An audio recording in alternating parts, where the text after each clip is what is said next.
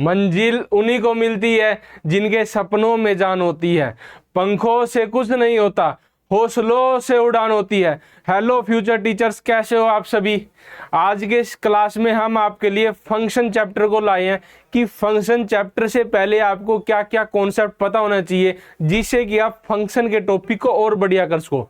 जो ये फंक्शन का हमारा टॉपिक है ये सभी एग्जाम में हमें देखने को मिलता है, चाहे वो एस्टेट हो, यूपी टेट हो या कोई भी टीचिंग एग्जामिनेशन गवर्नमेंट एग्जाम का। तो आज की क्लास में जो बेस है फंक्शन का, जो हमारा बेस है, हम उसको स्ट्रॉन्ग कर रहे होंगे कि फंक्शन से पहले हमें रिलेशन और रिलेशन से पहले हमें कार्टेशियन प्रोडक्ट का पता होना चाहिए। तो आइए स्टार्ट करते हैं।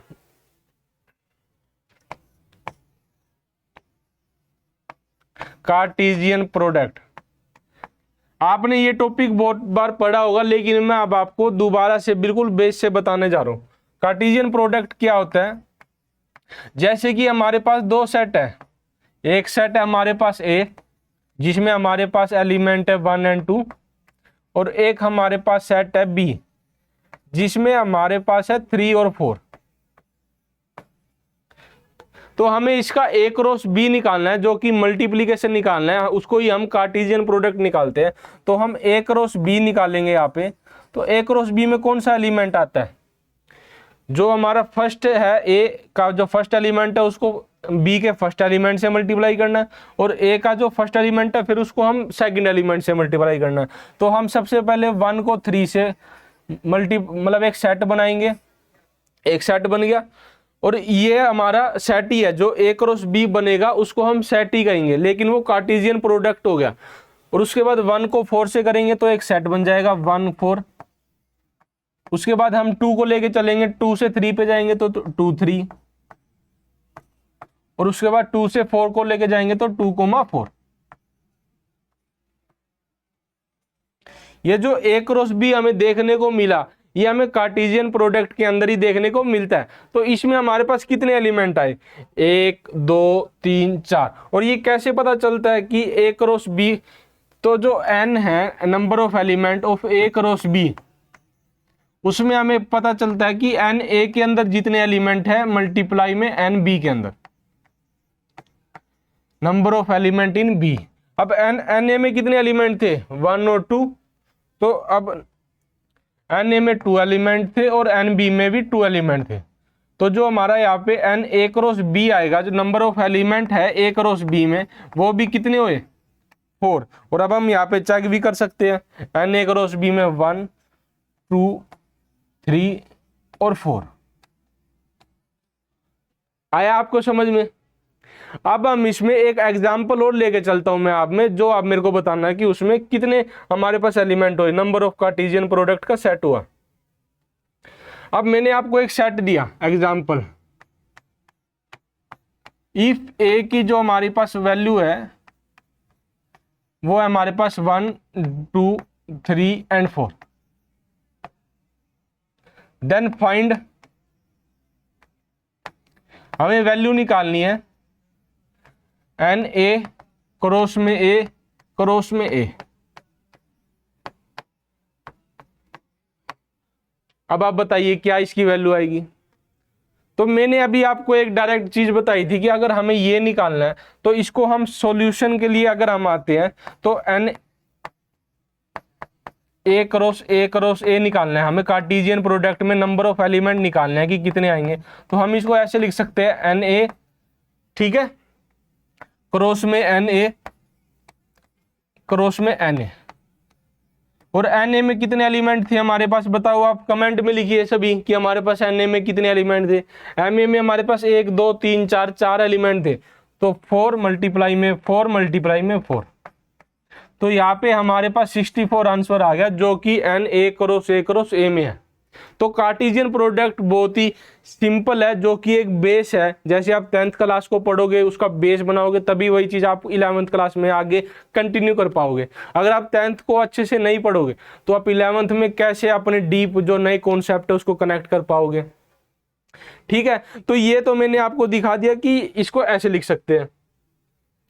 हमने अभी तक की क्लास में सीखा कि कार्टेशियन प्रोडक्ट क्या होते हैं, उसको डिफाइन करना सीखे। जो ए क्रॉस बी का सेट आएगा उसको हम कार्टेशियन प्रोडक्ट कहते हैं। उसके बाद यहाँ पे मैंने आपको एग्जाम्पल के माध्यम से समझाया कि कैसे हम इसको नंबर अगर क्वेश्चन में आपको एस्टेट में या यूपीटेट में देखने को मिल जाएगी कोई सेट दे रखा है और उसका कार्टेशियन प्रोडक्ट कितना है, तो हम ऐसे सोल्व कर सकते हैं। ठीक है, अब हम कार्टेशियन प्रोडक्ट के बाद हमें नेक्स्ट कॉन्सेप्ट पे अब हम चलते हैं, जिसको हम क्या कहते हैं, बताओ। अब हमारा इसका नेक्स्ट टॉपिक क्या है? हमारा नेक्स्ट टॉपिक है रिलेशन। अगर हम रिलेशन ही नहीं समझ पाएंगे तो हम फंक्शन पे भी अच्छे से नहीं जा पाएंगे। ठीक है, अब हम समझ रहे हैं रिलेशन।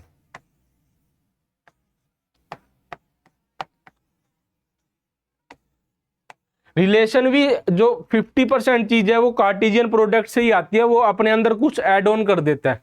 ठीक है, वो कैसे ऐड ऑन करता है? जैसे हमारे पास एक सेट है ए, उसके अंदर एलिमेंट है 1 2, ठीक है। उसके बाद बी है, वो हमारे पास सेट है 3, 4, ठीक है।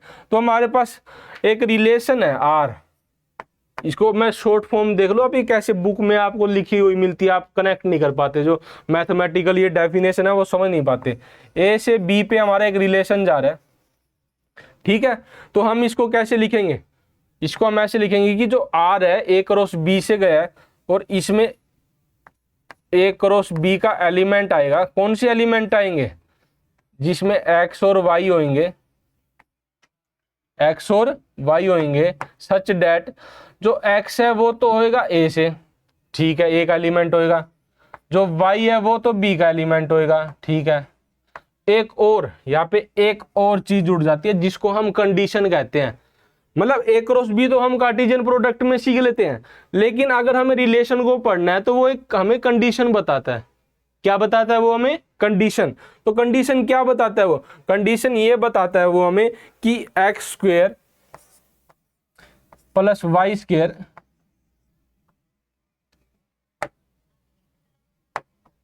X square plus y square greater than 5। ये हमें एक्स्ट्रा कंडीशन देखने को मिल गई। अगर हमारे पास जो ये ए क्रॉस बी का सेट आया था, जो अभी हमें यहाँ पे देखने को मिला था कि ए क्रॉस बी में हमारे पास कौन कौन से एलिमेंट आए थे? 1 3, ठीक है, 1 4, 2 3, 2 4। तो हमें इसमें से वो एलिमेंट को सिलेक्ट करना है जो ये कंडीशन को पूरी कर रहा होगा, जो ये कंडीशन को पूरी कर रहा होगा। तो 1 और 3 का हम स्क्वायर करेंगे। यहां पे मैं 5 की जगह लिख देता हूं 9, जो ग्रेटर देन है 9, ठीक है। X square plus y square greater than 9, ठीक है। अब मैं 1 और 3 का, अब ये कंडीशन भी आपकी, अगर मैं ये कंडीशन भी रखता हूं तो भी ये सारे एलिमेंट आ जाएंगे, लेकिन मेरे को आपको और बड़ा दिखाना है। चलो कोई नहीं, हम कंडीशन बदल देते हैं, क्योंकि अभी हम सीख रहे हैं कि हम रिलेशन और कार्टेशियन प्रोडक्ट में और इसके बाद जो फंक्शन आएंगे उसमें क्या डिफरेंस होता है, ठीक है। अब हम लिख रहे हैं कि जो हमारा एक्स और वाई है, x square plus y square greater than 30, ठीक है। ये हमारी कंडीशन फाइनल होगी। तो 3 का स्क्वायर करेंगे और 1 का स्क्वायर करेंगे तो ये कितना आएगा? 10 आएगा। तो 10 तो 13 से छोटा होता है, तो वो तो इसमें नहीं आएगा, इस सेट में क्रॉस बी में, ठीक है। 4 और 1 का जब हम सेलेक्ट करेंगे तो 4 का स्क्वायर 16 प्लस 1 17, ठीक है, ये आ गया हमारे पास। जो अब हमारा रिलेशन देखने को मिलता है, रिलेशन का जो सेट है वो हमें उसके अंदर एलिमेंट आते हैं। यहाँ पे हम ए क्रॉस बी लिख देंगे। यहाँ पे जो आर हमें देखने को मिलता है उसके अंदर हमें पता चल गया कि एक तो हमारे पास 1 4 आ गया, ठीक है।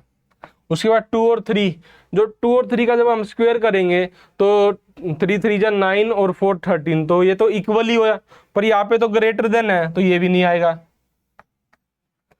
2 और 4, 2 का स्क्वायर 4 और 4 का 16, 16 और 4 20, ये भी 13 से बड़ा है, तो 2 और 4 इसके अंदर आ गए।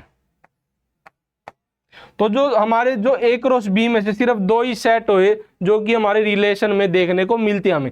तो हम इससे क्या समझ सकते हैं कि जो रिलेशन है वो सबसेट है ए क्रॉस बी का, सबसेट और इक्वल टू है ए क्रॉस बी का।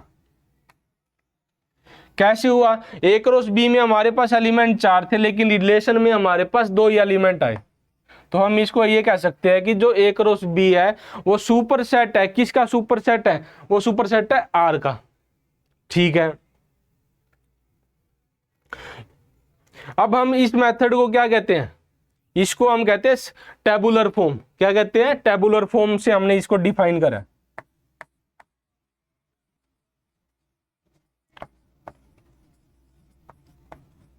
और ये जो है मेथड, जो इसको हमने ब्रैकेट में लिखते हैं, इसको हम क्या कहते हैं, इसको हम कहते हैं रोस्टर फॉर्म। ये होता है रोस्टर फॉर्म और ये होता है tabular form, set builder form.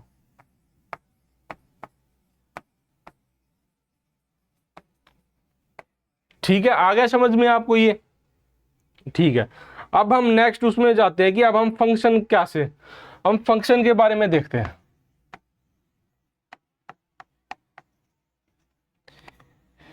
Function है ना, रिलेशन को ही कॉपी कर लेता है पर वो खुद की भी ऐड ऑन करता है चीजें। कॉपी नहीं कर रहा सारी चीज, पर खुद के हिसाब से भी उसको ऐड कर रहा है। एक फंक्शन उसे कहते हैं कि जो एक फंक्शन है जो कि ए से बी पे जा रहा है, इसको हम फंक्शन कब कहेंगे, इज कॉल्ड ए फंक्शन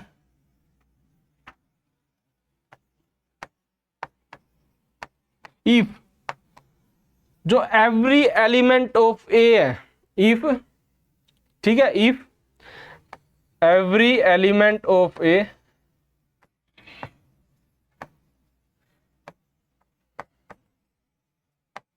हर एक एलिमेंट, एवरी एलिमेंट ऑफ ए की image, every element of A image है, जो उसकी इमेज है वो यूनिक हो बी में।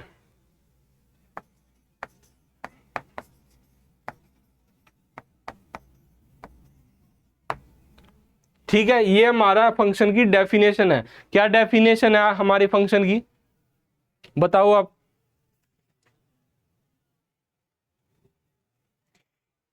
If every element of A is unique image in B, ठीक है, यूनिक इमेज होनी चाहिए बी में, उसी को हम फंक्शन कहते हैं।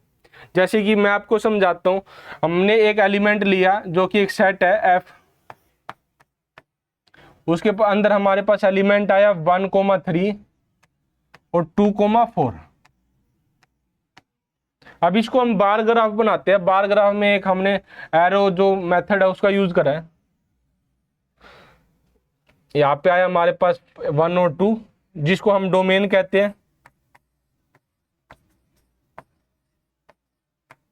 ठीक है, इसको हम क्या कहते हैं, रेंज।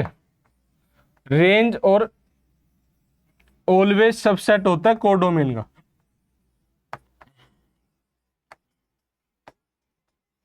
कोडोमेन, ठीक है।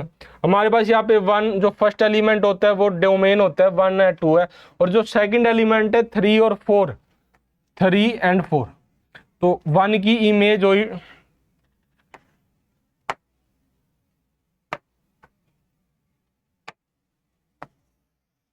वन की इमेज हुई 3 से,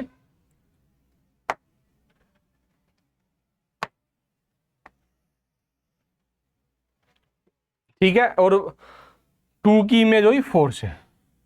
तो जो यूनिक इमेज है, ऐसा नहीं है कि 1 3 पे भी जा रहा है और 1 4 पे भी जा रहा है, 1 3 पे जा रहा है और 2 4 पे जा रहा है। तो जो ये यूनिक इमेज है, जो हमें यूनिक इमेज देखने को मिलती है एवरी एलिमेंट, जो कि एक सेट ए है उसकी यूनिक इमेज देखने को मिल रही है, तो उसको हम क्या कहते हैं, फंक्शन कहते हैं। ठीक है, सबसे पहले हमने कार्टेशियन प्रोडक्ट सीखी, वहां से हम ए क्रॉस बी सीख गए। उसके बाद हमने रिलेशन कहाँ से आता है, कंडीशन लगाते हैं, और उस कंडीशन के बाद जो हमारा सेट बचता है उसको हम रिलेशन कहते हैं। और उसके बाद हम फंक्शन पे आए, और फंक्शन किसे कहते हैं, कोई कंडीशन लगा दी, पर कंडीशन ये है कि जो एवरी एलिमेंट ऑफ ए के हर एक एलिमेंट की यूनिक इमेज होनी चाहिए बी में। मैं इसको ग्राफ के थ्रू भी बताऊंगा आपको कि ग्राफ से भी आप ये चीजें मेंटेन या याद रख सकते हैं, लेकिन अभी आपको डेफिनेशन भी जरूरी है। ये डेफिनेशन भी आपको एग्जाम में देखने को मिलती है, और साथ ही साथ आपको ये क्वेश्चन भी आने चाहिए। जो डायग्राम मेथड मैंने आपको सिखाया है, रो मेथड, उससे भी आपको आना चाहिए। इसके बाद मैं आपको एक एग्जाम्पल देता हूं, और आप बताइए कि क्या वो एक फंक्शन है। मैं आपको एक क्वेश्चन दे रहा हूं एग्जाम्पल के लिए, प्रैक्टिस के लिए।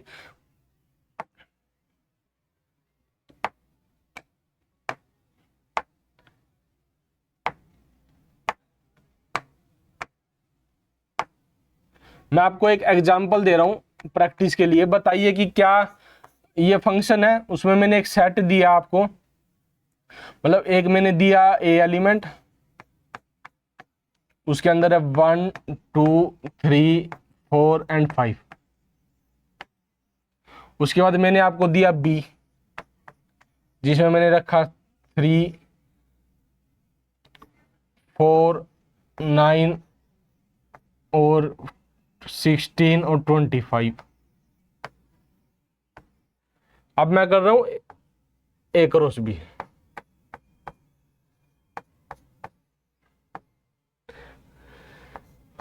वन का 4 से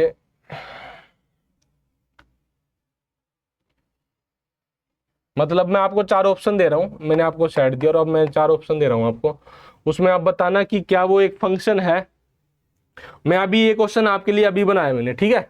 तो मैं आपको बताता हूं कि क्या वो फंक्शन है, आप मेरे को कमेंट में बताइए। तो मैंने सबसे पहले लिखा 1 3, उसके बाद मैंने रखा 2 4, उसके बाद मैंने रखा 3 9, उसके बाद मैंने रखा 4 16। ठीक है। नंबर 2 1 9 2 16 2 25। ऑप्शन थर्ड क्या कह रहा है हमारे 3 9 3 16 और 3 25। बताइए इनमें से कौन से को हम ये कहेंगे कि ये एक फंक्शन है।